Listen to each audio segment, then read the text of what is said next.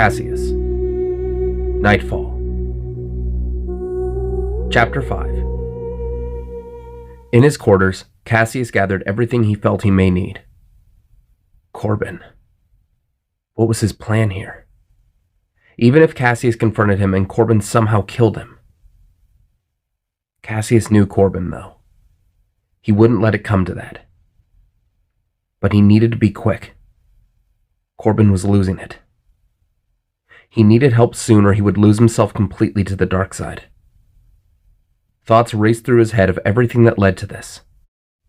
Dravok's attacks, the constant missions off-world, the terrible things he must have seen on the front lines, his expulsion from the Order, and the fight they had on the temple steps. And he thought about everything that happened before all this. He thought about his friend, the one who stood by his side as a youngling, who stood up for him when he was picked on by the other students, who always did everything he could to do what was right. That was the Corbin he knew, the one he needed to reach out to. As he readied himself, he heard the door to his quarters open. Turning around, he was met by a slap in the face from Sarah, her expression absolutely furious. "Are you stupid? Do you think I'm just going to sit here and let you go after Corbin without me?" Caseus rubbed his sore cheek. "You heard Master Windu. This is how it is." "I don't care what Master Windu says. I'm not letting you leave without me.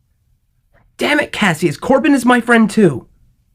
You can't just go running off to play the hero again." "Sarah." The two stood glaring at each other as Caseus sighed. "I don't expect you to understand. You couldn't. Corbin is doing this to get to me. I'm the one he blames for what happened." "But his blame is misguided."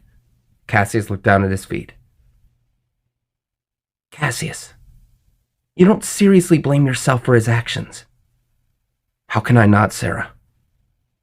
I told Corbin I'd always have his back no matter what. When the time came, though, I didn't. I didn't do anything." "What could you have done?" "Talked to him. Tried to calm him down. Help him face whatever his punishment would have been. Anything other than just accept it. Look what's happened to him. I need you to understand, Sarah. I have to face him alone. It's the only way he's going to see reason and come back. Besides, there's no getting around it. Corbin is stronger than I am. He's always been stronger. If he's feeding off his pain and his anger, he's even stronger. I'm not going to put your life at risk. I can't lose both of you." "Caseus." His eyes welled with tears. "Please. I love you too much to let anything happen to you." Sarah looked tearfully at Caseus and abruptly left the room. Standing in silence for a moment, Caseus continued to make his preparations and soon made his way downstairs to the meditation chambers, where Master Takai sat deep in thought. She sensed him as she turned to see her former Padawan. "R3 is getting my ship ready. I wanted to come by and see you before I go." Master Takai motioned for him to sit. "Are you sure about this, Caseus?" "I don't have any other choice, Master. If I don't save Corbin from himself, no one will." "This may be your greatest challenge, Caseus. I know how much you care about Corbin, what your friendship with him means to you. But if it comes to it, are you prepared to end Corbin's suffering? Will you be able to stop him from taking any more lives?" Caseus looked at his master with uncertainty. "Caseus, the true test of a Jedi's heart is to be able to do what needs to be done for the sake of the innocent, even if it means confronting someone you care about. Throughout my years as your master, I've seen you place your personal feelings above the mission at hand, to varying degrees of success. I'm telling you this now, because I care about you. Your actions going forward will determine your destiny. Whatever choice you make will have consequences.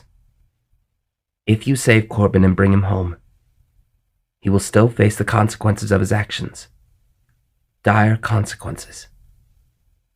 If you can't help him, and your hand is forced, I'll lose him forever. Is this clear? Caseus closed his eyes and nodded. Please, before I go, can we... Master Takai smiled and nodded as she and Caseus sat in their meditative positions. There is no emotion. There is peace. There is no ignorance. There is knowledge. There is no passion. There is serenity. There is no chaos. There is harmony. There is no death. There is the Force. Caseus took a deep breath and stood, bowing to his master, who returned the gesture. Caseus, mind your training. Don't doubt yourself. Trust in the Force. Thank you, Master. I will. Leaving his mentor's presence, he walked through the ancient temple up to the hangar. Upon his arrival, R3 was busy fine-tuning the ship. Reaching down, Caseus found he had forgotten his comlink on his table. As he turned to go retrieve it, Sarah stood, holding it out to him. You'd forget your head if it wasn't stuck to your neck. Caseus smiled and took the comlink, putting it on his belt, as he and Sarah stood on the flight deck. You're sure about this? Caseus looked from Sarah out to the city, his master's cloak flowing around him in the breeze. I'm sure. Okay. I can't disagree more with your decision, but I understand. Sarah, I've thought about it, and I've made my decision. I know, just be careful. Not about that. Caseus turned back to Sarah and put his arms around her. When this is over, I want to go away with you. Away from all of this. Sarah's eyes filled with joy and worry. Caseus, you're okay with that? I think I've dedicated enough of my time and effort to the Jedi. Going forward, I want you to be the focus of my life. What about Master Takai? She'll understand. In time. She always does. We should probably go somewhere a bit out of the way. How about Dantooine? Seems as good a place as any for a fresh start. Caseus looked into her eyes and held her cheek. Dantooine it is, then. Kissing the top of her forehead, Caseus held Sarah tightly in his arms. Please, do whatever you can to bring Corbin home. I will. I promise you, Sarah. R3 sat in the astromech slot of the starfighter as the cockpit opened for him. Caseus nodded to his droid companion and embraced Sarah one more time before hopping inside. The two lovers stared at each other as the starfighter lifted from the landing pad and into the air. R3, set a course for Artus Prime. Hang on, Juro. I'm coming.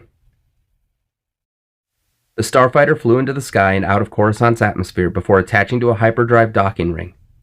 Within minutes, they were on their way. Sarah stood, gazing up at the sky, a smile on her face. Sarah? Sarah turned to Master Drolic. I take it I just missed Caseus? Yeah. He just left. I hope he knows what he's doing. Caseus can be a bit reckless, but I don't know if I've ever seen him as determined as he is now. You know, he cares a lot for you. Sarah blushed slightly, moving her bangs from her forehead. Really? I hadn't noticed. Master Drolic gave her a stern look. Just remember, Sarah, you have a commitment to the Order. That comes first in your life. Yes, Master. Anyway, we've just received news that Master Kenobi has engaged General Grievous on Utapau.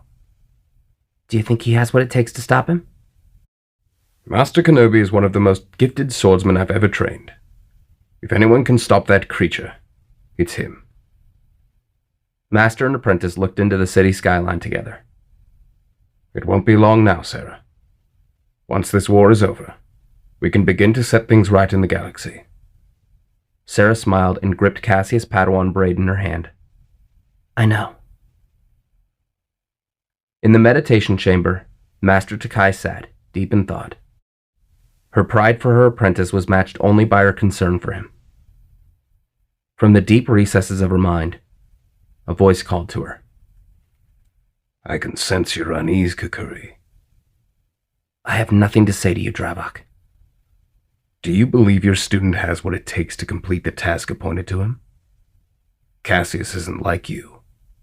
He's soft, undisciplined. When the time comes, you know he won't be able to take Corbin's life.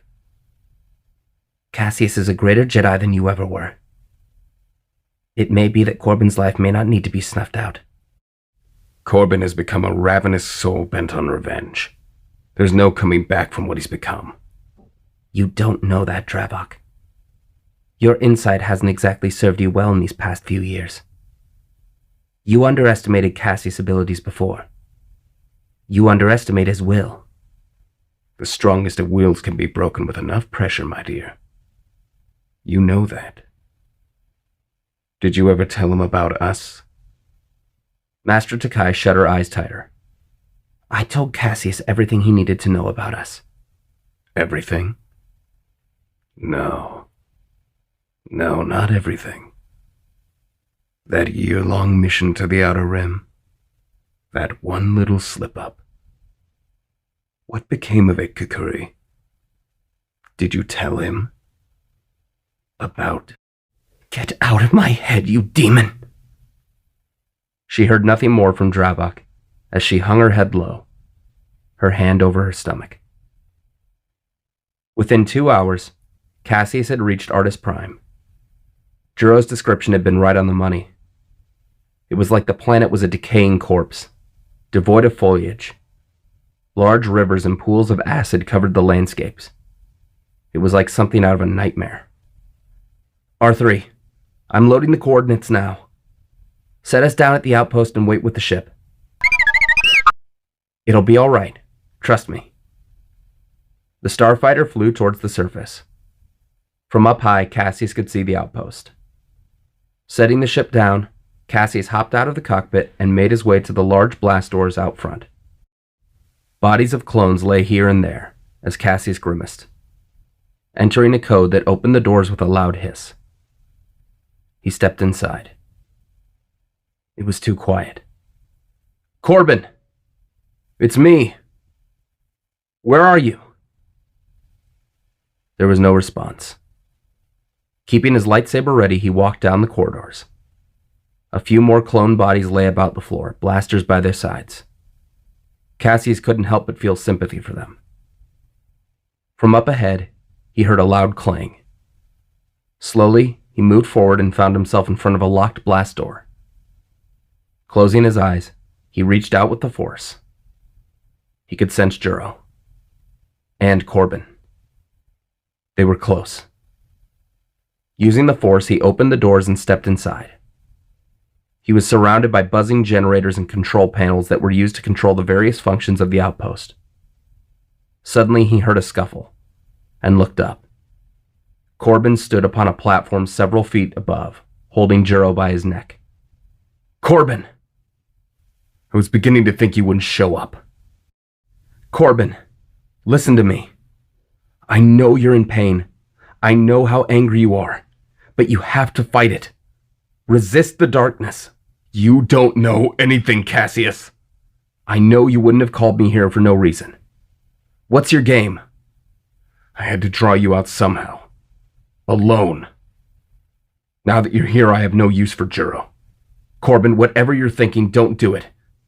Let Juro go, and we can talk. Look. Caseus threw his lightsaber aside and held out his arms. Just let him go. I'm not here to fight you. Corbin looked down. He looked to the captive clone and back to Caseus before tossing him off the platform, where he landed in front of Caseus with a painful thud. Caseus stooped down and helped Juro up. Are you okay? Thanks. I owe you my life. Corbin jumped down and roughly sent Juro out of the room with a force push before shutting the door, leaving Caseus alone, staring at his former friend. Corbin looked awful. A thick layer of stubble covered his face. His skin was pale and clammy. And his eyes, the once piercing blue eyes of his friend, seemed to have lost their color. Dark bags underneath. Attached to his elbow was a very crude mechanical replacement for the one he lost to Caseus. Corbin, look at yourself. Look at what your anger has turned you into. I didn't choose this, Caseus. You turned me into this. You, the Council, the Republic. I'm a product of a heartless system. Then come with me. Let me help you. Help me how? By turning me over? Locking me away in a cell so I can rot away with the other scum of the galaxy? I won't let that happen. You're my friend. You've got a funny way of showing that. Where was my friend when I was tossed aside from the order I dedicated everything to? Where was he when I asked him for help? Instead, you showed your true colors by sticking around with the Jedi. I made a commitment to the order, Corbin. I won't throw it away like Dravok did. Commitment to the order. Tell me, Caseus. Do they know about you and Sarah? Cassius' eyes widened. How did you... Oh, don't play stupid with me. That story you told back on Valcor. All the time you spend with her. The way you look at each other. I pieced it together a long time ago. I could have ratted you out, but I didn't. Because you were my friend. You were the only person I trusted. You, Caseus. Do you know what it feels like? To see the two of you together. Having something I can never have. Someone to confide in. With no shame. Nothing to hide.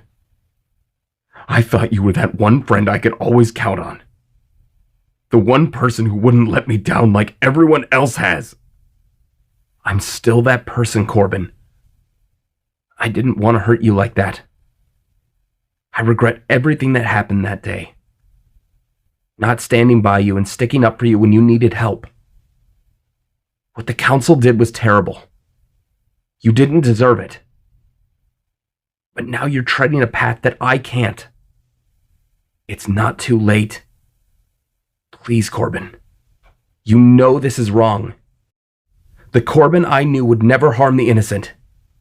He'd never take a life in anger. You're becoming the thing you hate. The Corbin you knew died a long time ago. You babble about your commitment. About how the Council was wrong. Oh, but you accepted the honor of knighthood, right? All the while keeping your dirty little secret from them. You're a hypocrite, Caseus. Do you think if the Council found out about you and Sarah, they'd let you stick around? Think. What would they do? Caseus thought. He was right. If the Jedi learned that he and Sarah were together, they'd be expelled just like Corbin. That's why I'm offering you one more chance. Even after everything that's happened. I'm willing to put it all aside if you come with me. Help me end the suffering of those in need. We don't need to be controlled by the Jedi, Caseus. Their rules and dogma are keeping us from doing what we should have been doing this whole time. Fighting back. Putting our foot down and snuffing out the evil in the galaxy. If you and I work together, I know we can do it. We can recruit others to our cause, bring Sarah with. We can establish a new order of our own. One that isn't tied down by outdated beliefs and tired traditions. Caseus, please, if you want to help me, if you truly want to help me, come with me. Corbin held out his hand to Caseus. Time froze. In this moment, this single moment, all he wanted was to join him. He wanted nothing more than to have his friend, his brother, back by his side. He slowly reached out. But a voice in the back of his mind called to him, telling him not to. If he went down this road, there was no going back. He lowered his hand back to his side. I'll help you, Corbin. But not this way. Not your way. You're coming back to Coruscant with me. Corbin's eyes filled with sorrow, then with anger. I'm not going anywhere. The only way you're bringing me in is as a corpse. Corbin ignited a deep blue lightsaber and swung at Caseus, who rolled out of the way, calling his saber to his hand, igniting the emerald blade and blocking Corbin's next strike. Don't make me do this! Corbin thrashed wildly as the two former friends engaged in battle. Caseus knew only one thing in this moment. Corbin needed to be stopped.